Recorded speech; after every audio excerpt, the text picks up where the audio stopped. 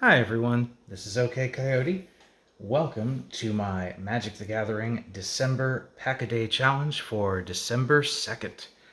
If you've been paying attention, I am opening one pack of Magic the Gathering every day for 31 days, every day in December, and every pack is different.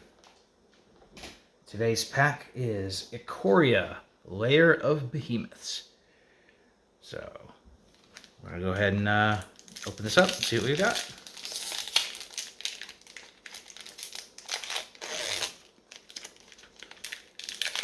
So got a set full of big beasts and cards that mutate and things. So I think that was the big theme of this set. All right, we begin with our first common in the pack, a Drannith Stinger. This is 1 in a red for a 2/2 human wizard. Whenever you cycle another card, Drannith Stinger deals 1 damage to each opponent, cycling 1. So, cycling is pretty big in this set. I remember that this card is huge on Arena in Draft because there's a lot of these cycling 1 cards, and the draft AI was not good at picks. And so if you wanted, you could very easily draft the all cycling deck and just do a lot of damage with cards like this. So anyway, yeah, if you get a lot of cycling, this is a pretty good card for limited. All right. Moving along, we have the Snare Tactician. This is 2 and a white for a 2/3 human soldier. Whenever you cycle a card, tap target creature an opponent controls. See, I would totally play that in my cycling deck if I were drafting one. So yeah, that goes really well with that first card. Next up, we have Of One Mind. This is 2 and a blue for a sorcery. The spell costs 2 less to cast if you control a human creature and a non-human creature. Draw 2 cards. This is fine. This is a divination with possible upside. It's not going to be a high pick, but it's going to be solid in a blue draft deck. Lurking Deadeye. This is a human assassin. It's 3 and a black for a 4/2 creature with flash. When Lurking Deadeye enters the battlefield, destroy target creature that was dealt damage this turn. It's a nice little surprise. There's been a few cards like this in the last couple of years. These are always a neat little surprise, a nice little trick. Something to watch for when if your opponent starts making attacks or blocks that don't seem to make sense. Then this something like this might be coming up. So watch yourself. Adventurous Impulse is a sorcery for a green mana. Look at the top 3 cards of your library. You may reveal a creature or land card from among them and put it into your hand.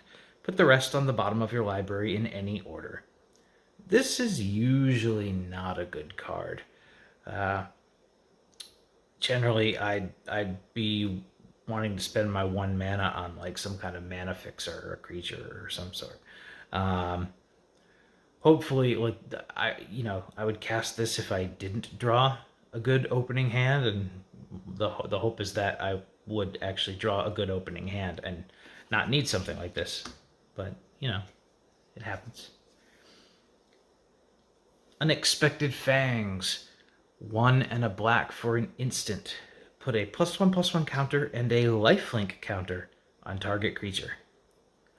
Not the greatest of combat tricks, but it is a combat trick, and it'll get the job done if you're really hard up.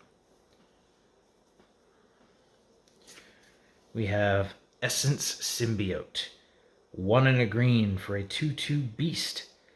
Whenever a creature you control mutates, put a +1/+1 counter on that creature, and you gain 2 life.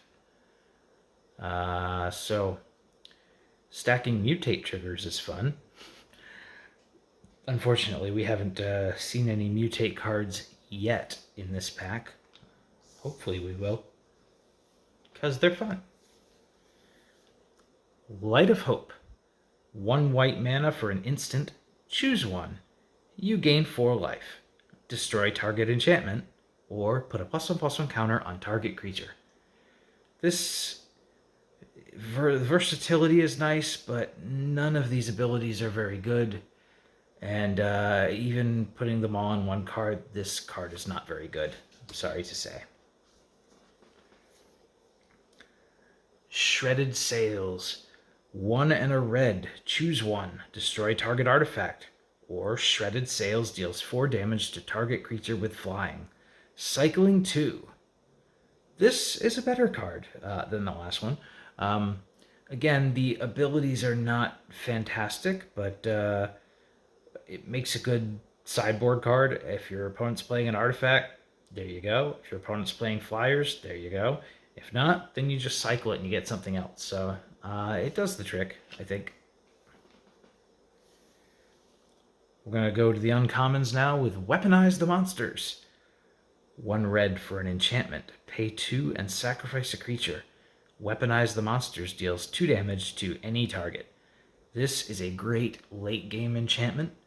If you're, going wide, as they say, playing with a lot of creatures, you get some early damage in, and then it's just a matter of play enough creatures. You can just sack them all with your extra mana and get in enough damage to deal to your opponent and win the game. It's not bad. Got to build around it a little bit, but it's fun. Monsterous Step. For 4 and a green, this is a sorcery. Target creature gets +7/+7 until end of turn. Up to 1 other target creature blocks it this turn if able. And cycling 2. Neat. It's a lot bigger than a giant growth, but it is at sorcery speed. And it does force, does not necessarily force a creature to block, but you can make a creature block, which is kind of cool. Yeah, this is it's a little expensive, but this could be a fun card. And of course, it cycles.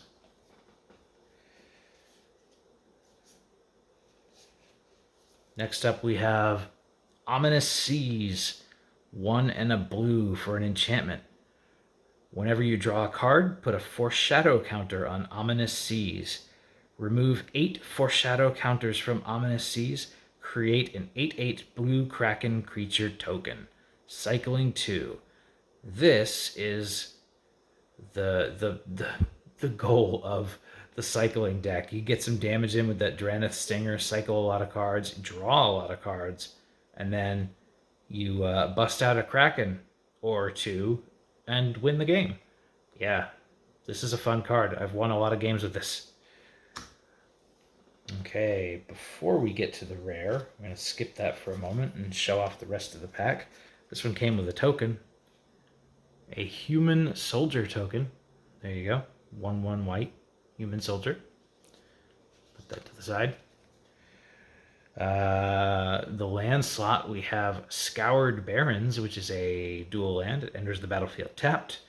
When Scoured Barrens enters the battlefield, you gain 1 life, and it taps for white or black. We got a foil, like an extended art foil. This is pretty. It's an uncommon. It's Pouncing Shore Shark. Finally got our mutate card. It's 4 and a blue for a Shark Beast. 4/3 Shark Beast with mutate 3 and a blue. Flash. And whenever this creature mutates, you may return target creature an opponent controls to its owner's hand. So 4 and a blue, you can just play it onto the table. For 3 and a blue, you can mutate it by playing it on top of or underneath a non-human creature that you control, and fun little mutate triggers happen. That's a fun card. It's one I liked playing with. I did draft a lot of this set in Arena. And the rare is Mythos of Illuna. 2 blue for a sorcery. create a token that's a copy of target permanent. If red and green was spent to cast the spell, instead create a token that's a copy of that permanent, except the token has, when this permanent enters the battlefield, if it's a creature, it fights up to one target creature you don't control. Well, this is fairly nice as a 2 blue to basically copy any creature in play, or even any permanent in play. The having to pay blue, red, green is difficult and probably not worth it for its effect, but still solid choice. Not sure it's my draft pick. If I open this pack for a draft, it would probably be. I don't see much removal. Well, again, it depends on if I were trying to go the cycling route. If I were going the cycling route, I would probably pick Ominous Seas and then just get as many cycling cards as I can. But if I were not trying to force cycling, then maybe the Pouncing Shore Shark is a solid mutate, big creature, tempo play, etc. That might be fun. So there we go. That is my second Magic the Gathering December Pack-A-Day Challenge video. This was Ikoria, Lair of Behemoths. Thank you for watching. Don't forget to like this video and subscribe if you liked the video. And you can follow me on Twitter at OKCoyote. We will see you tomorrow with another pack. Thanks a lot. Bye-bye.